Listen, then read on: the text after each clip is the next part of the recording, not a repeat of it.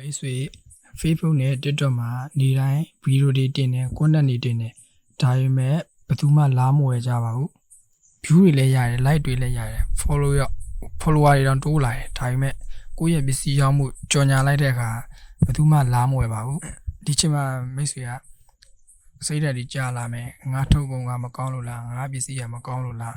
ကိုတန်တရားဝင်လာနိုင်တယ်ဒါပေမဲ့တကယ်ပြဿနာကမိတ်ဆွေရဲ့ထုတ်ကုန်ကြောင့်စားပစ်ကြောင့်မဟုတ်ပါဘူးတကယ်ပြဿနာကမိတ်ဆွေကိုလုံးဝမတည်သေးတဲ့သစိမ်းတွေကိုမယုံကြည်ခင်မှာအတင်းလာဝယ်ဖို့တွန်းအားပေးနေလို့ပဲဖြစ်ပါတယ်မိတ်ဆွေစိတ်ထဲမှာခဏလောက်မြင်အောင်ကြည့်ပါ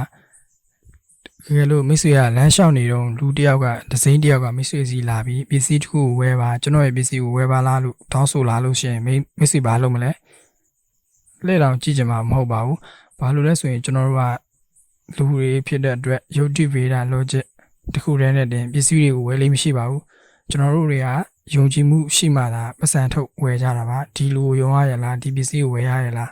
ဒါမှသာကျွန်တော်တို့ပတ်စံထုတ်ဝယ်ကြတာပါမသိစိတ်ထဲမှာလူတိုင်းရဲ့အုံနောက်ကမိကွန်းလေးခုကိုအမြဲတမ်းမေးလို့ရှိတယ်ဒီလေးခုက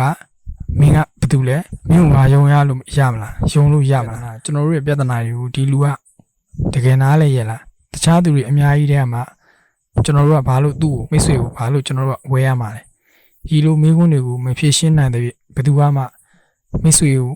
မဆန်ပေးပြီးဝယ်မှာမဟုတ်ပါဘူးမိတ်ဆွေရဲ့စားပစ်တွေပစ္စည်းတွေကိုဒီလေးချက်နဲ့ဒီမိကွန်းလေးခုနဲ့ပဲ customer တွေက orient နေရကြည့်မှာဖြစ်ပါတယ်ဝယ်ရတဲ့ဒီပစ္စည်းတစ်ခုကိုမကွဲခင်မှာဒီလိုစိတ်ပိုင်းဆိုင်ရာဖြတ်သန်းမှုခရီးစဉ်တစ်ခုမဖြစ်မနေသူတို့ဖြတ်သန်းရပါတယ်ဒါကြောင့်မလို့ကျွန်တော်တို့အခုလက်ရှိမြန်မာနိုင်ငံမှာရောအောင်မြင်နေတဲ့စီးပွားရေးလုပ်ငန်းရှင်တွေကိုလေ့လာကြည့်တဲ့အခါ online business တွေကိုလေ့လာကြည့်တဲ့အခါ safe fund နဲ့လမ်းကြောင်းကိုအသုံးပြုကြတာဖြစ်ပါတယ် safe fund နဲ့ဆိုတာ software လည်းမဟုတ်ပါဘူး website လည်းမဟုတ်ပါဘူး safe fund နဲ့ဆိုတာကျွန်တော်တို့ဒီဇိုင်းတွေကိုဖောက်တယ်ဖြစ်လာအောင်ကိုယ့်ရဲ့အမှားကန်ဖောက်တယ်ဖြစ်လာအောင်အမြဲဖောက်တယ်ဖြစ်လာအောင်ပြောင်းလဲပြီးတဲ့စနစ်ခရီးစဉ်တစ်ခုဖြစ်ပါတယ်ဒီ safe fund နဲ့ကိုကျွန်တော်တို့လှေကားတင်ငါးတင်တက်ရတယ်လို့မျိုးလွယ်လွယ်ကူကူမှတ်ထားနိုင်ပါတယ်အဆင့်တစ် awareness သတိပြုခြင်းလူတွေကမိတ်ဆွေရဲ့ဗီဒီယိုတွေကို content တွေကိုစတင်သိရှိသွားတဲ့အချိန်ဒါပထမဆုံးလေကားတစ်ပထမခြေလှမ်းပဲဖြစ်ပါတယ်ဒါကိုကျွန်တော်တို့ဒီ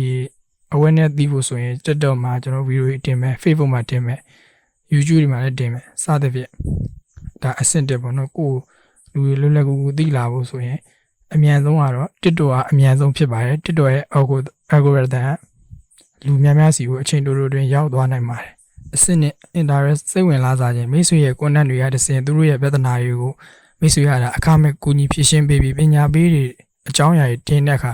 သူတို့ကမိတ်ဆွေကိုစပြီးစိတ်ဝင်စားလာမယ်မိတ်ဆွေကို TikTok မှာတွေ့တာဖြစ်ဖြစ် Facebook မှာတွေ့တာဖြစ်ဖြစ်သူတို့စပြီးစိတ်ဝင်စားလာမယ်မိတ်ဆွေရတာသူတို့အတွက်ပညာပေးတဲ့ဗီဒီယိုတွေ content တွေတင်ပေးရပါမယ်အဆင့် 3 trust ယုံကြည်မှုတည်ဆောက်တဲ့အဆင့် review တွေ customer တွေကိုရောင်းလိုက်တဲ့ success story တွေဒါတွေနဲ့တန်ဖိုးရှိတဲ့ဘူးသူရတွေကိုစက်တိုက်မိတ်ဆွေကမျှဝေရပါမယ်ကိုကဒီအလုပ်မှာတကယ်ကျွမ်းကျင်တဲ့သူဆိုတာ customer တွေ orient နေတည်အောင်တိဆောက်တဲ့အဆင့်တတိပြတဲ့အဆင့်မှာဒါကို trust လို့ခေါ်ပါတယ်နောက်တဲ့အဆင့်လေး purchase ဝယ်ယူခြင်းတကယ်လို့ဒီအဆင့်3ဆင့်ပြီးသွားလို့ရှိရင်ဒီဝယ်ယူခြင်းအဆင့်မှာ customer တွေကမိတ်ဆွေကိုယုံကြည်သွားပြီးဝယ်ဖို့အတွက်လည်းအဆင့်သင့်ဖြစ်နေပြီလို့ယုံကြည်ခြင်းနဲ့ဝယ်ယူလာပါလိမ့်မယ်နောက်တဲ့အဆင့်က loyalty သစ္စာရှိခြင်းဝယ်ပြီးသွားပြီမဲ့ customer တွေစီရမိတ်ဆွေက feedback တွေမေးရမယ်ဆက်ပြီးသူတို့ကိုကူညီပေးရမယ် follow up လုပ်ရမယ်ဒီချိန်မှာပေါ့နော်သူတို့ကမိတ်ဆွေစီရပဲနောက်ထပ်ခါတလဲဝယ်ပါလိမ့်မယ်တခြားသူတွေကိုလည်းသူတို့ညှို့ပေးပါလိမ့်မယ်ဒီ၅ဆင့်ကကျွန်တော်တို့ digital marketing အဆင့်မှာ safe fund နဲ့စနစ်ပေါ့နော် safe fund နဲ့စနစ်ဖြစ်ပါတယ်ဒီ၅ဆင့်ကိုကျွန်တော်တို့ဖြတ်သန်းပြီးလို့ရှိရင်ကျွန်တော်တို့ပစ္စည်းတွေရောင်းရမှာဖြစ်ပါတယ်မိတ်ဆွေရဲ့ပစ္စည်းတွေရောင်းရမှာဖြစ်ပါတယ်တကယ်အောင်မြင်နေတဲ့လုပ်ငန်းရှင်တွေကသူတို့ရဲ့ customer တွေကို